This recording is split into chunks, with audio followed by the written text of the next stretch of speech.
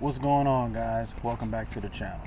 Today I'm going to be showing you guys how to access your cabin air filter when it's located behind the glove box. Let's get to it. First, you want to empty the contents of the glove box if you have anything in there. Go ahead and remove that out of the way.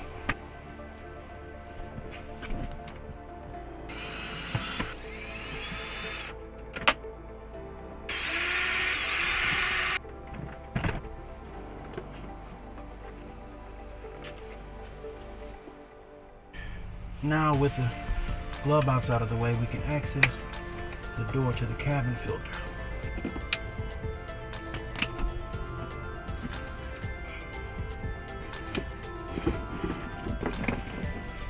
In this case, ours is dirty and we'll be replacing it with new ones.